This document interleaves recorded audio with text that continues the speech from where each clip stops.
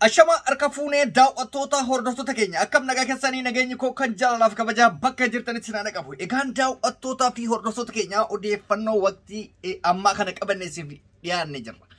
Hamma xumura qophii keenyaatti nu waliin turaan affeerraa keenya daawwattoota keenya viidiyoo keenya kanarraa keessatti waa'ee woboo akkasuma TPLF keessayyuu suuraa wayii baay'ee tokko na burjaajesse. Suuraan sun maalini konkolaataa amma dura Abiyyi Inxooxxoo keessatti oofaa ture irratti yeroo suuraa ka'antu natti mul'ate. Suuraan sun Inxooxxoo keessa moo alatti isa jedhurraa fi akkasuma obbo Taayyee Danda'a har'a waan dubbate keessatti waan ajaa'ibaa tokko dubbate. Rakkina biltsiginnaan qabdu ifa baasee dubbate. Akka citiititti gadi baasee jechuu hin danda'ama. Garuu mootu akka amala isaa shanee fi juuntaa jechuun isallee hin oolle qeeqa inni kennee fi haala amma inni keessa jiru isiniif dhiyeessuu fi yaala jechuudha. Geetaachoo Raddaatis guyyaa har'aa Shawaa Roobititti haala ajaa'ibsiisaa ta'een waraanni isaa baay'ee bifa miira gammachiisaa ta'een simatanii Shawaa Roobit jechuun walloodha. Keessayyuu iddoo amma dura naaftanyaan ilmaan Oromoo ambulaansii keessaa yaastee cafacafaa turte sanidha. Kana fi kan kana fakkaatan hunda wal biraan geennaa obsaan hordofaa isiniin jenna.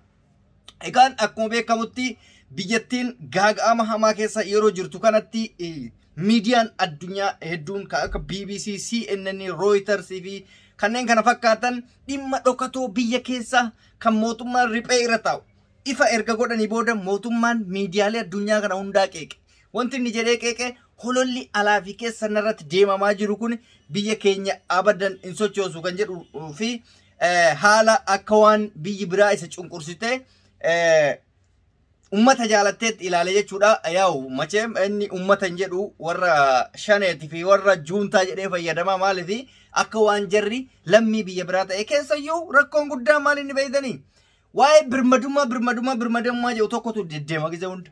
Birmadummaa wanti jedhamu waraanni biyya tokko gaafa biyya biraatiin walloltu biyya keessan biyya biraatiif dabarsitee yoo kennite birmadummaa biyya keetii dabarsitee jedhama. Garuu lammii Itoophiyaatii fi lammii Itoophiyaa wallolaa birmadummaa wanti jedhu kun hin qaanfatanii afaanuma ofiitifu. Maali Suudaanii wallolaa jirra seetan moo Eertiraa wallolaa jiran se'an.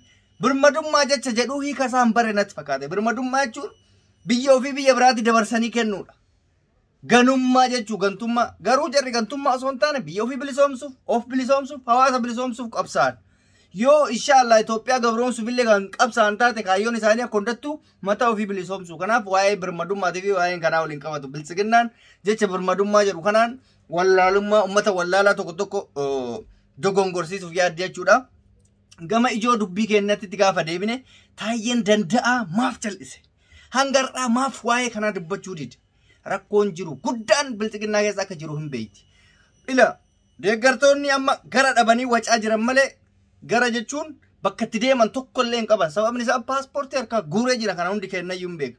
Guyyaa dheengaddaa keessayyuu halkan paarlamaa muddamee yeroo yaame sanitti hunda isii paaspoortii harkaa yaase akka kaleessa wajji wiskii dhuyinee wajji dandasaa turre sanitti wiskii dhugaatuma wajji dhumna kaayyoo jedhu waan qabuuf hunda isiitu affanee irra taa'aa jira. Sababa kana waan Taayyelleen wanta dhufu waan hin beekamneef uummanni Oromoo dammaquu qaba. Diin ofitti simachuuf maali jechuun qabu. Kana jechuun maali jechuun akka dhufaa jiran baranii jiranii jechuudha. Hin simatinaa jecha jedhu bakka miira argitee sodaatiin dubbate. Ammootu paartiin badhaadhinallee rakkina inuma qaba. Rakkina kana ammootu tana keessa dabarfannee ofirraa dhiinaa. Rakkina qabaachuu gabbeeyte maaf mootummaan mataa isaatiin amanee hawaasaaf deebi'ee miira hawaasaa hin hubanne. Har'a rakkoon isinitti uumamnaan isinitti mul'ate dharri isin keessa jiru. Mootummaan biltsiginnaadha. Rakkoo har'a isinitti mul'ate kana kaleessa maa isinitti fuudhide?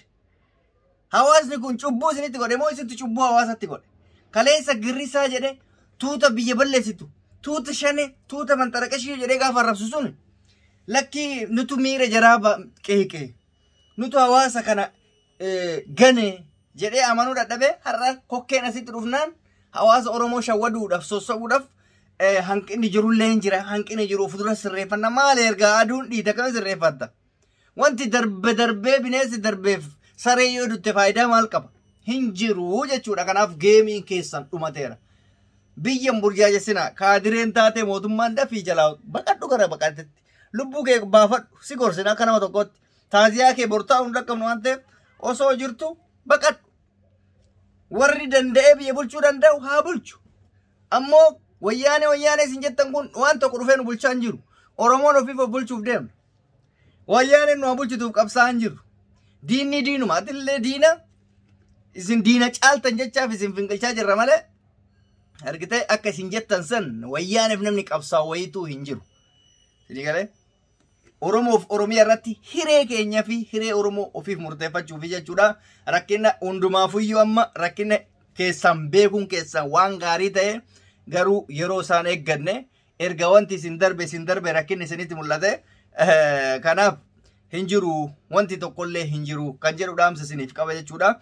Keessattuu biyyoonni Arabaa hedduun jaala Abiyyi turanii warroonni akka Kuwait, Qatar, Dubai kun jaala Abiyyi turanii hanga Chaayinaan ba'utti jaala cimaa Abiyyi turanii sababa faallaa Ameerikaa deemaniif Turkii maali kana dabalatee garuu hundi isaanii har'amaaf callisanii gaafii guddaadha.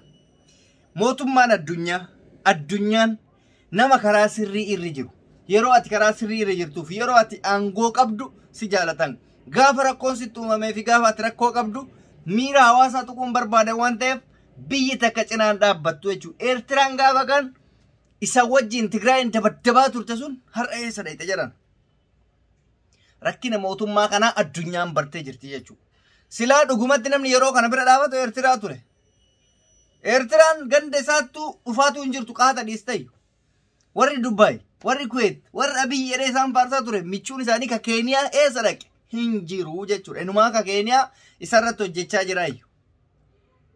Akka tasgabbiin uumamuuf. Waa'een tasgabbii sun amma maaliif hin uumamne beektanii? Yoo Abiyyi bu'ee qofa tasgabbiin uumama. Maaliif jarri kun jarana dhufanii masara bira kaanii masara biraa duubatti akka deebi'an barbaadda? Harki Ameerikaa akka keessa jiru hin beektanii? Ameerikaan immootu nama hojjete deeggartii waan isin ajaa'ibu keessa nama dantaa ofii isii guuttee fi akkasuma nama hojjete. Dantaa biyya takkaa guutuun immoo dirqama maaliif?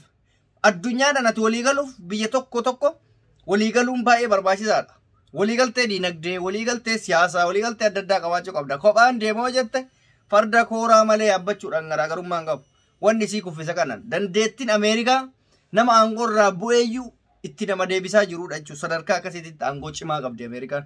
Humna cimaa qabdi, humna diinagdee jechuudha. Amma yoo xiqqaate biyya keenyatti mallayni doolaarii hin bada dhiyeenyatti kan maan asii ergamu kunu samii ol tuqa. Sababni isaa qaran adda addaa wantoonni seenu wantoonni ba'u tokkollee jiraachaa hin jiru. Biyya alaatti irraa gibirri guyyaa irraa seenu miliyoonni meeqa adda citaa jira. Imbaasiin adda addaa hin hojjetu jechuun doolaarri biyya san keessa hin socho'u jechuudha. Imbaasiidha kan doolaara adda addaa yeroodhaan fayyadamu sirriitti. Isin galee kanaaf rabbi biyyattii kufaatii isaarra haa baraaru. Hayyoota keenya rabbaa eegu injifannoon uummata Oromoo haa babal'achaa deemu. Daawwattoota hordoftoota keenya odeessiin gaggabaabaan ammaaf qabnu kana fakkaata. Viidiyoo ajaa'ibaa biraatii walitti deebina. Turtii gaarii naaf qabaadha. Anreedii Adam TV namoonni chaanaalii keenya haaraa taatan subscribe gochuun maatii keenyatti dabalamaa odeeffannoon keenya akka isin bira ga'uuf mallattoo yaamichaa tuqaa isiniin jenna nagaatti.